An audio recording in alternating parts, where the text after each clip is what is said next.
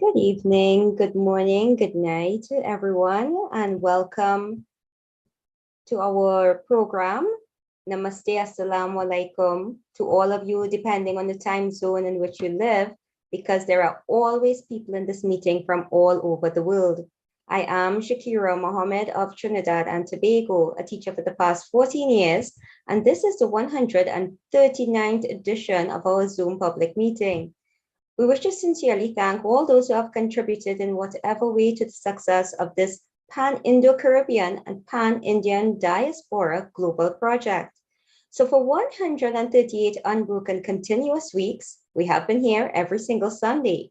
In the past 2 years, 10 months, and 1 week, we have featured over 466 presenters from all parts of the world speaking on 138 topics.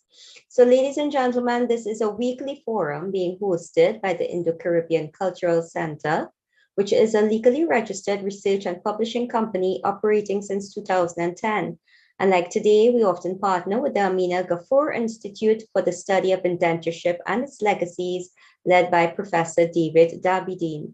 In order to continue this weekly program and to make it bigger and better, we are asking you to kindly give us your suggestions as well as donations, and you can contact Dr. Mahabir for further details.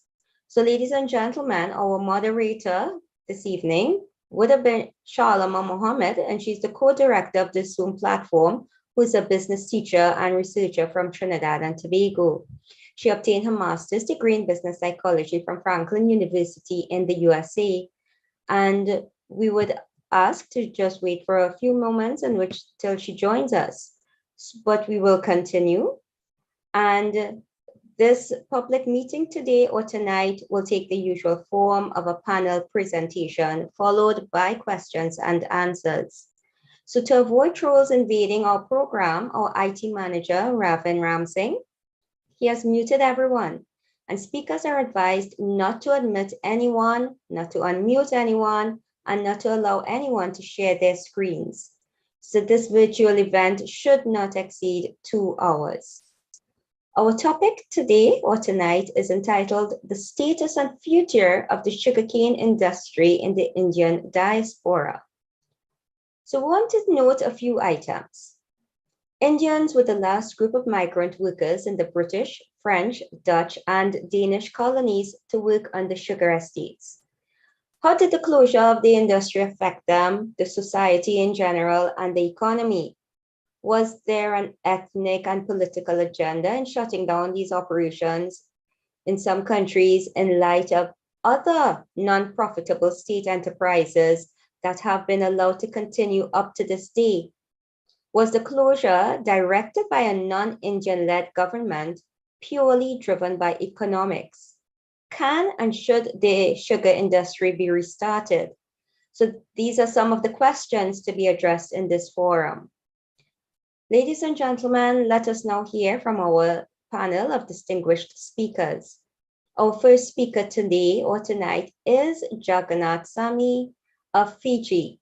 He's a former CEO of Fiji Sugarcane Growers Council, a former General Secretary of Fiji Cane Growers Association, and a former board member of the Sugar Commission of Fiji. So welcome, sir. Please speak for your 15 minutes. To unmute. Down to the screen to the left. Click on the microphone button. Yeah. All right. Can you hear me? Yes, we can hear you. All right. Go ahead. Good morning to everyone. All those who are, linked with the session this morning, and of course, afternoon or evening there. I'm grateful to Dr. Mahabir for inviting me to speak on the status and future of the sugar industry in Fiji. Next slide, please.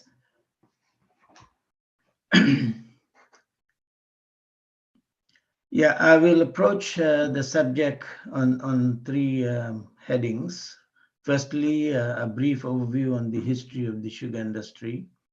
the present status of the Fiji sugar industry, and of course, what is in store for the future for the Fiji sugar industry. Next slide, please. Firstly, I will speak on the history of Fiji sugar industry, some salient points. Next slide. The sugar industry has always been the backbone of Fiji's colonial and post-colonial economy from its inception in the 1880s and 1980s. It was the country's largest foreign exchange earner, as well as the largest employer in its rural labor force. Indian indentured laborers were brought to Fiji from India from 1879 until 1921 to work on the sugar plantations, which was owned by the Colonial Sugar Refining Company and Stollion Company. The CSR and its wholly owned subsidiary, the South Pacific Sugar Refining Company, was the sole miller of cane in Fiji. There were 4 sugar mills that was running until one was closed recently. FSC, the local company, was established in 1973 under an Act of Parliament and was the successor to the SPSM Limited post-independence. Most of the cane was and is grown on land leased from native Fijians. Now, Fiji was very lucky in the sense that we were selling our sugar, like many other ICP countries, to the UK, to the United Kingdom. And in 1975, under the Lome Convention, under the special agreement, Fiji was not only selling to UK, but subsequently with the UK joining the European Union, this arrangement continued. And the price of sugar that we were receiving, or Fiji was receiving, was 2 or 3 times the world market price. And of course, this was a great incentive, and the sugar industry grew very rapidly. There was amendments to the Lome Convention somewhere around 94, 95 in the context of economic and political changes in Europe. And as such, the amendments included respect for human rights, democratic principles, and the rule of law. These were essential elements in the Lome Convention, and all ACP countries, and Fiji is a member of that ACP group that had to fulfill these conditions to enjoy any allocated funds from the European Union. However, in 2006, Fiji experienced a military coup, and the democratic government was removed. As such, the earmarked $350 million, which was allocated to Fiji to reform its sugar industry in the face of the sugar reforms in the EU, which reduced the sugar price by about 36%. And that fund was not released to Fiji because of the military coups.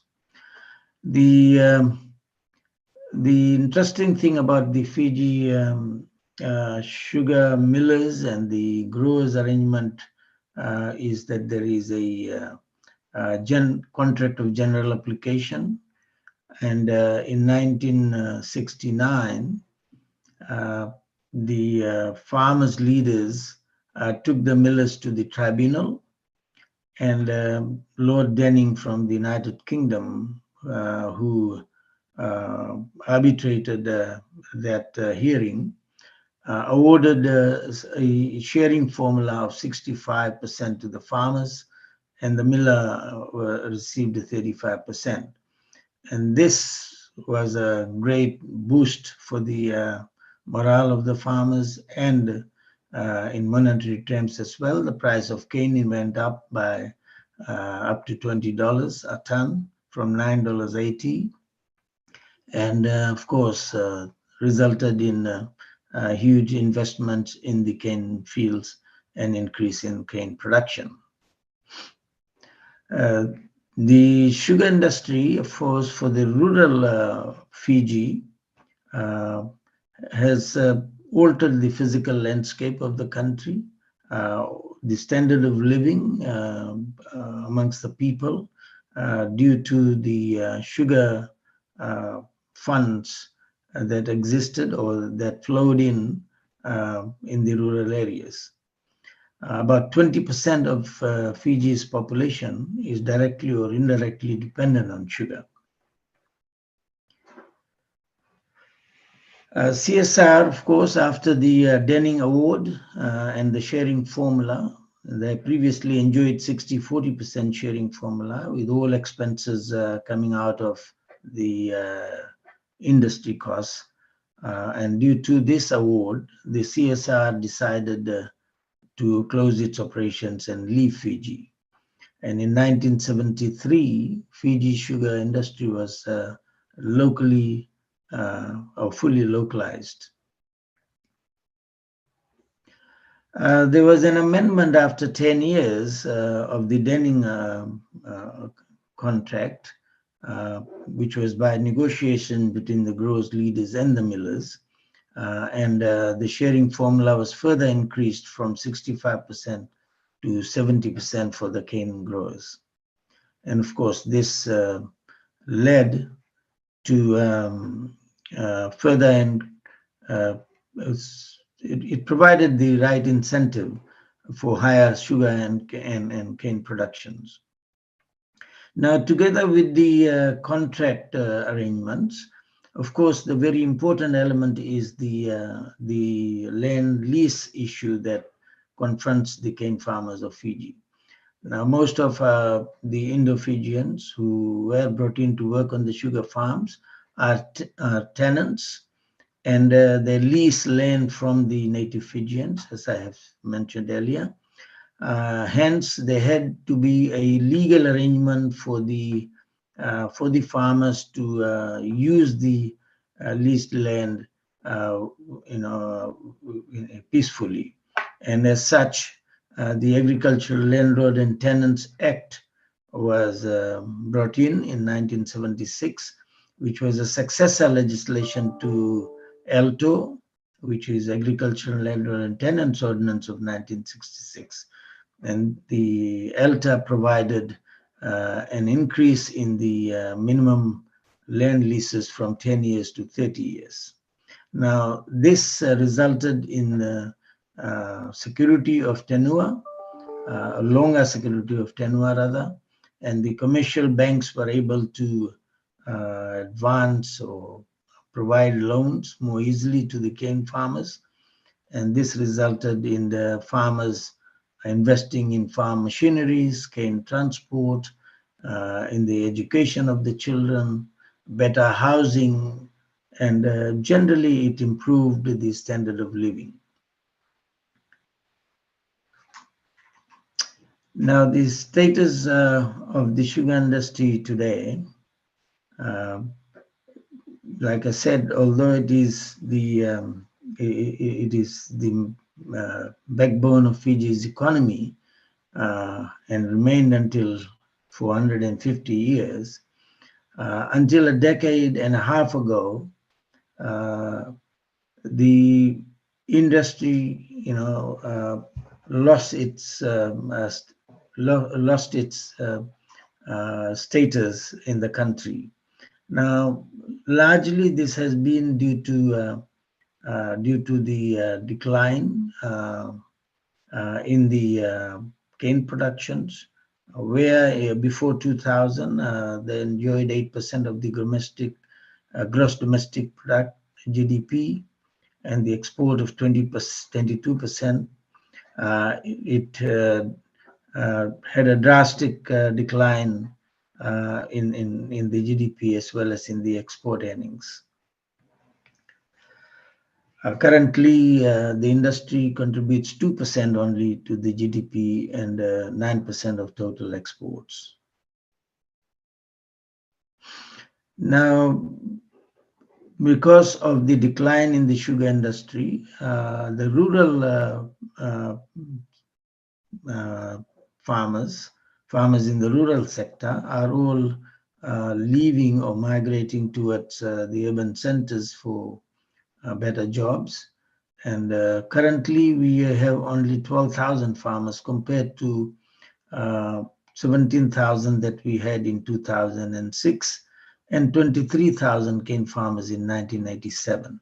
Now, largely the reduction has or the movement of farmers to the urban centers have been due to non-renewal of leases, and a lot of this has been due to the military coups that Fiji has experienced in 1987 and in 2006, where the native Fijians decided not to renew the leases for the cane farmers. Now, this may not have been realized by the landowners. However, because of the non-renewal of leases and the land lying vacant or unutilized, the landowners have also lost significant lease rental incomes. And that has greatly affected them as well. Now, of course, the rural sector has, like I earlier mentioned, is a strong employment sector for the rural areas and enjoys some 20%. However, there is a significant decline from that today.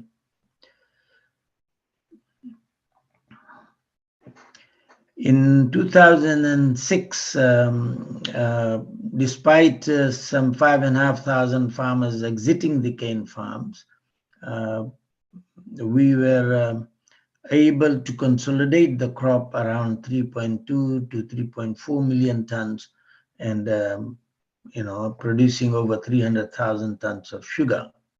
However, in 2022 last season, the production had declined to 1.6 million tons of cane and 150,000 tons of sugar. Indeed, this has had a very serious and widespread impact on the economy and the lives of the rural areas, particularly in the cane belt areas. Unemployment is in the rise with the farmers, cane cutters, lorry drivers, mill workers, all they were dependent on sugar, and because of the decline, there is a distinct drifting to urban centers.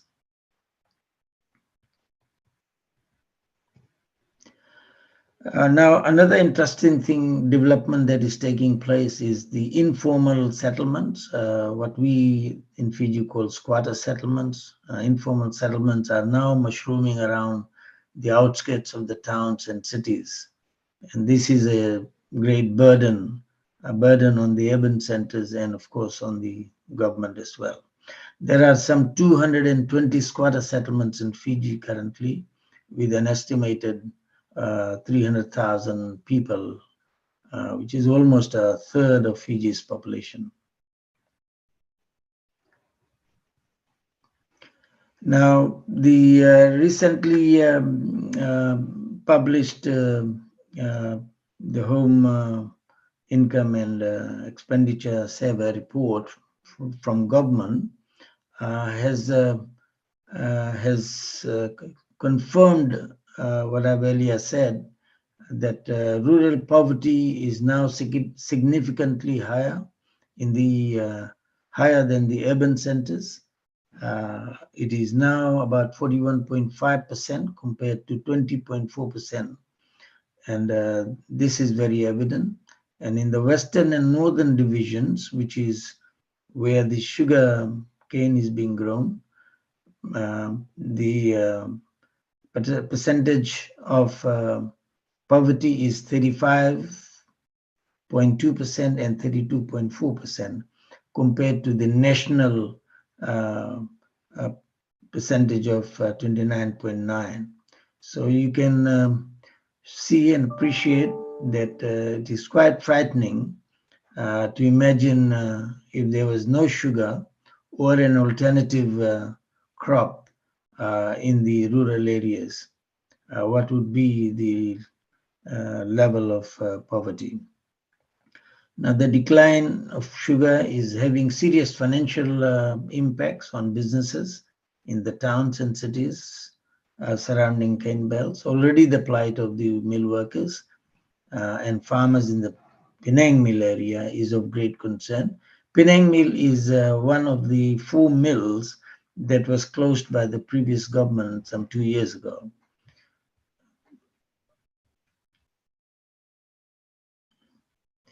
Now, what is in store for the future of Fiji sugar? See, unless the current government, which is the new government now, we got a new coalition government, which was elected end of last year in December. Unless major structural adjustments are made to bring economic and technical efficiency, the industry cannot and will not survive. The previous government has, over the last 16 years, purely focused on the milling company and its balance sheet, rather than taking a wholesome approach to revive the industry. Indeed, the new coalition government must review and refocus on all the industry institutions to bring efficiencies in the industry. Now, some important things that needs to be done by the new government. I mean, have to have the political will to make these changes. That is, restructure the industry institutions and review its roles and responsibilities. Set up clear efficiency goals for achievements, the benchmarks for efficiencies. The industry has to become more competitive because now we are selling our sugar in the world market. We need to become more cost effective in sugar and cane. There are suggestions, and I personally believe that a smaller compact industry with large scale, maybe mechanized farming, run like large states, should be critically looked at as a viable option. The milling company has to play its important role, and I think it is very timely that the new government should get the milling company to, which is largely government owned, to refocus on its core business of manufacturing quality sugar and making optimum sugar from targeted cane productions. The efficiency parameters must be set to ensure the objectives are achieved. Proper maintenance of the mills and railway systems to ensure efficient crushing of whole cane in the specified time frame to make maximum sugar. And also the milling company has to focus on value adds for sugar from sugar to generate additional incomes for its own viability. Now, the Sugarcane Growers Council is the governance body of the sugarcane farmers of Fiji. It's a statutory body under the Sugar Industry Act, which whereby they elect their own leaders and provide services to the farmers and run their own affairs. And as the sole body representing the cane farmers, the council must ensure that the farmers' interest at all levels of the sugarcane production chain is protected. That is from cane planting, cultivation, harvest and transport, also looking at the milling and the manufacture of sugar and marketing as well. The council must liaise closely with the government to seek ways and means to reduce harvest and transport costs. Some years ago, we did a national survey, which has shown that 50% of the cost of production is cane production is harvesting and transport. Hence, this is a major hurdle that the cane farmers or the industry has to overcome for the survival of the farmers. The council must also focus on supplementing income from other crops. I believe that non-sugar export producers must be looked at under a contractual arrangement with the exporters that will supplement income for the cane farmers, considering that the price that we receive from the world market is no more comparable to what we were getting from the EU when the sugar, when we were subsidized.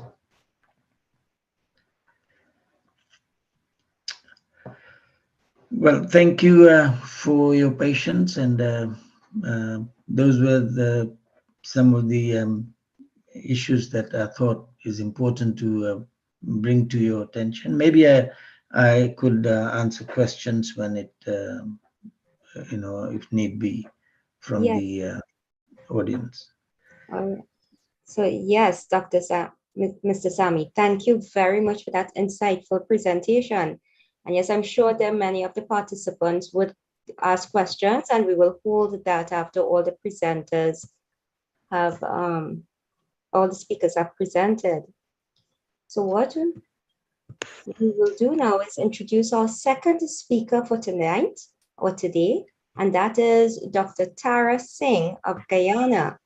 He's now based in New York.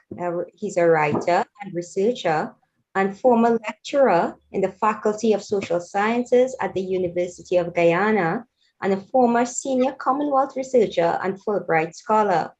So Dr. Tara Singh, welcome, sir. Please. Thank you very much. Thank you very much, and welcome to the other panelists and viewers. Now, if I can share my screen.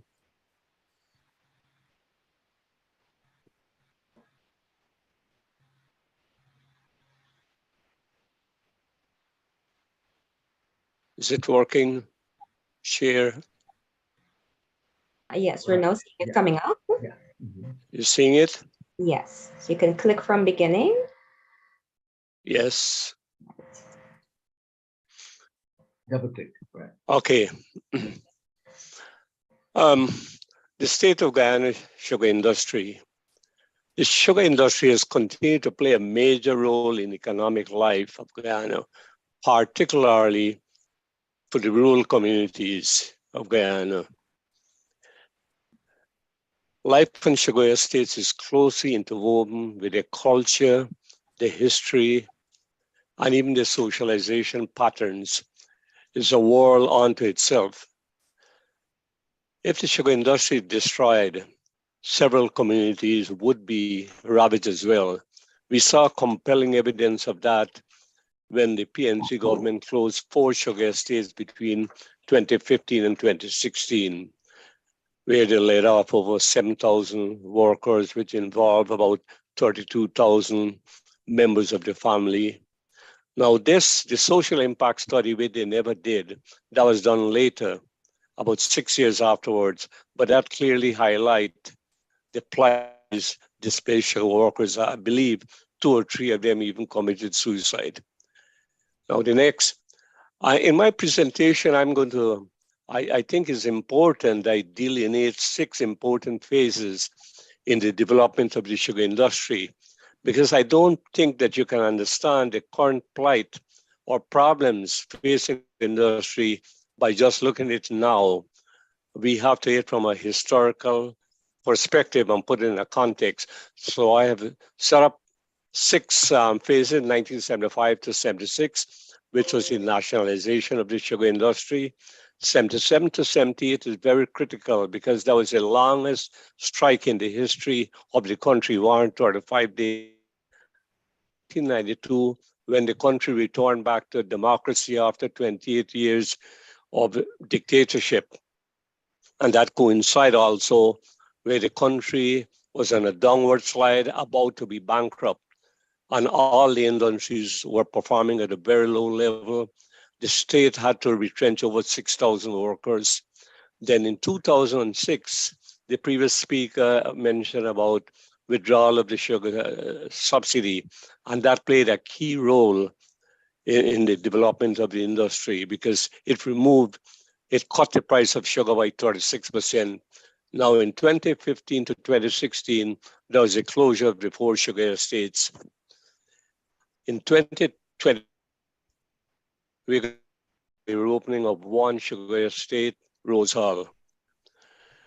Now, sugar was very profitable in the first half of the 1970s when the world market price rose. That played well into the PNC desire to own and control the commanding heights of the economy. That was clearly stated in a document called the Sophia Declaration. Now, the sugar estates were owned previously Booker Sugar Estates Limited and Jessel's Holding, 2 expatriate companies that own and run 11 sugar estates. These were nationalized in 1975 and 1976 by the PNC government with the support of the PEP government. The combined estates were then called Guyana Sugar Corporation. Now, to get an idea of the impact of the sugar industry at that point, sugar reflected, in 1970, sugar accounted for 63% of agricultural output and 20% of the GDP. Gaisuco was producing then 377.7 thousand metric tons and had a workforce of 28,046 people. Today, the industry employs just 7,800 workers, a decline of over 75%. Now, nationalization of sugar, that played an important turning point in the history or development of the sugar industry, lured by the short-term profits flowing from the windfall derived from the sugar levy that was imposed in 1974 on the sugar companies and buoyed by the high international price. The PNC government nationalized the sugar industry, as I mentioned before, 75% with critical support from the opposition PEP. That set the stage for other foreign-owned industries to be nationalized to the extent that the state owned and controlled over 8% of the economy. Now, was nationalization a viable option? Whether nationalization was necessary or not, according to Harold Davis, who was a former head of Gaisuco, he rejected the idea of decolonization, but he was implying in his article that nationalization was desirable. He was following the fact that there was a dramatic increase in the world market price, plus the sugar levy was bringing a windfall. And he was convinced at this time now that the government should take over the industry. Now, they debate whether the PPP should have supported that or not, so I won't go into that right now. Now, the nationalization, this is a critical area. They had a 135-day strike in 1975, and that was a severe blow to the industry. One of the grievances was the sugar levy that was imposed in 1974 was from Gaisuco as a cost, which therefore reduced the profits and therefore the workers' share of profit sharing. They had not received the profit sharing for 1974 and 75. And in 1976, they were short paid again. Now, that was one of the major grievances. The union, which is Guyana Agricultural Workers Union, claimed that the workers were short over 89 million US. Now, I just before I just want to speak about the strike. You see, the government was telling people that this was Sugar Estate who advised them to impose the sugar levy.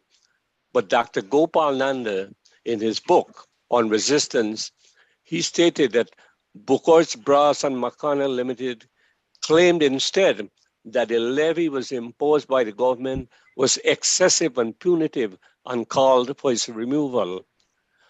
Now, this is very interesting because to understand what is going on in the sugar industry, to suppress the strike, the PNC moved swiftly to pass two pieces of legislation, and they revived the National Security Act, which means they banned public meetings, imposed a curfew, jailed a number of leaders, and they hired scab workers, about 6,000 of them.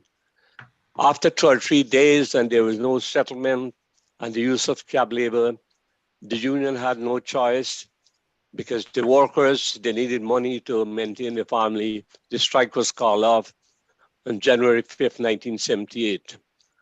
Unfortunately, the scab, many of them were allowed to continue sugar, got permanent jobs. The American intervened in that strike through the AFIO International Union. They were providing financial and other support to the strike breakers. Now, GAU had previously organized a strike in 1975 against the sugar levy for better working conditions, union recognition. Of course, that recognition was given in 1976 because the GAU union had supported, through the PPP, the nationalization of these industries. Now, let's go to the other strike. Now, this is just giving a historical view. Rapid decline. If you look at the chart on the left-hand side, the top from 1976 to 1992, there were over 320,000 metric tons per sugar was produced. By the time we reached 2015, it's just a little over 200,000 metric tons. So, take decline. The sugar, which I will go provide the reasons. But at that time in 1988, when there was a dramatic slide in the economy, the average GDP growth in 1980s was negative 5% per annum. The country was in deep financial trouble, and to avoid bankruptcy, they had to enter into an economic recovery program. And the PNC went into this, and that helped to turn around things a bit. But by 1992, when the PP assumed government, just imagine, of every dollar earned, 82% had to pay service to public debt. That was the situation. Between 1976 and 1992, around that time, of sugar dropped by over 34%. Now, there were several options. They consider upgrading, restructuring, joint ventures, but the PP government was concerned about high costs, etc., and they had to forego all these. The cost of production has always posed an important impediment. Like, there was one study which found that 1 pound of sugar was costing Guyana 24 cents to produce, US, compared with other countries whose cost was just about 1/3 of that. And of course, constant labor disputes caused affected production. Added to the woes of the sugar industry was increasing competition from beet sugar and synthetic sugars. Now, preferential treatment removed. The previous speaker spoke about that. that was a severe blow because 36% cut, that immediately put the sugar industry into chaos. Luckily, to cushion that negative impact, the European Union set up a stabilization fund that allowed the transition to be less peaceful. Between 2007 and 2013, Guyana received the equivalent of $32 billion. That money was used to prop up other sectors of the economy. The end of the program, as we expected, the problems of the sugar industry intensified. The industry had to be heavily subsidized by the government, I think on the average of $5 billion annually. Now, the destruction of the sugar industry. Now in 2015, the new government, the PNCR-led government, decided to do a commission of inquiry into the state of the sugar industry. The rationale for that was to determine the viability, economic viability of the industry. But it has been so that they had preconceived to close down the entire industry. Anyhow, their own commission of inquiry recommended that although the sugar industry was in trouble, that they should give them at least a 3-year turning point so they can see if they can turn over. But they rejected that. In consequence, they immediately closed 4 sugars, Enmore, Rose Hall, and Skelton. 7,000 sugar workers were dismissed, and many of the ancillary subsidiary in the industry, transport, banking, all of them were left on the breadline, and there was serious chaos. Please, on the PP government, ask the government, plus other interest groups, do a social impact study to indicate what will be the impact on these people, but they refused to. So what the people made a statement saying that whenever they get into power, they will continue to pay these people the wages that they have lost. And we'll come back to that just later on. Before it were closed, the Wales factory has been completely cannibalized, and the land there was given out to government cronies and family and friends, big swaths of land. The few workers got land there, but you can't convert cane to other types of agricultural crop and to grow industrial hemp, for example, and you're not helping the people to help prepare these lands. So they were left on their own, and many of these lands are not even, whoever got a little. So what has happened is that the government decided to convert the entire estate into what is known as the Wales Development Authority, where the gas to shore plant will be installed, the LNG plant as well. So Wales will become a big industrial hub. For those who don't know, that Wales happen to be one of the poorest areas in the country. Now, the land at Enmore, it may be used for housing, soybean, or aquaculture, but the government hasn't made a definitive decision on that. But part of the estate side of the factory, they are building a fabrication plant. Their entire position is that they're concerned about labor, employment of labor. So this facility, when it's finished, is likely to employ about 500 workers. Enmore will also become an industrial hub for the east coast of Demerara, where other factories like agro-processing plant will be established. That is in the plan. Rose Hall, as we know, will be open later this year. The minister just made a speech in Parliament to that effect. Now, IFLOT, which is in the West Demerara, is a bit more difficult situation because they have the highest cost of production. And one option is to consider from sugarcane culture to ethanol production. Now, ethanol could be used as a solvent in gasoline, could be used by pharmaceutical industry can be used in those industries that use alcohol, etc. But before the government can move in that, I believe they have to do a feasibility study, and then they will proceed. But I'll just give a rough update of what's happened to those 4 sugar estates. Now, 2020 and onwards, upon taking office in 2020, the PP, as part of its manifesto promise, vows to reopen the closed sugar estates as functional economic entities.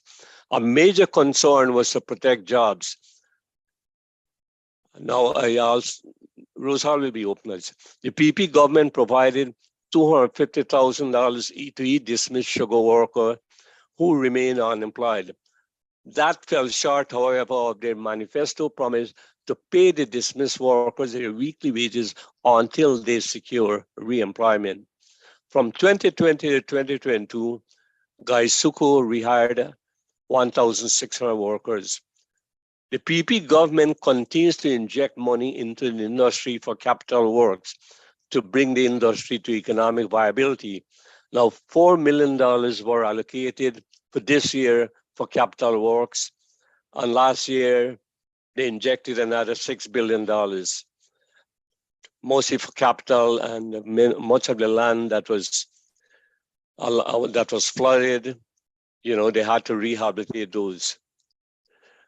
Now, the conclusion, my view is very optimistic because I studied the figure and the data and government policy. There's a future for the sugar industry. Sugar will always be in demand. We must always remember that although there is competition from beet sugar and other synthetic, beet sugar, for example, only accounts for 20% of world sugar consumption. The other 80% is sugarcane. Now, in the Caribbean region alone, there's a demand for 200,000 metric tons of white sugar. Guyana or no country in the Caribbean can meet that. So the demand is there. What is lacking is a productive capacity. With partial mechanization, production cost reduction, upgrade, strengthening management structure, sugar will rise again. It will never be the victim of what is known as the disease. And I must draw attention to listeners.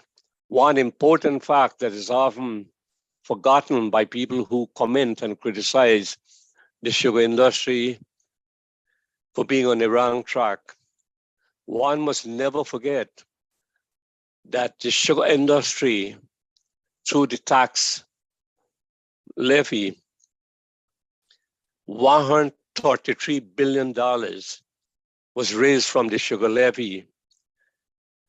Apart from 40 million US of that was used to pay back for Booker's assets, all the rest of the money, all were used to support other sectors of the economy that were in trouble.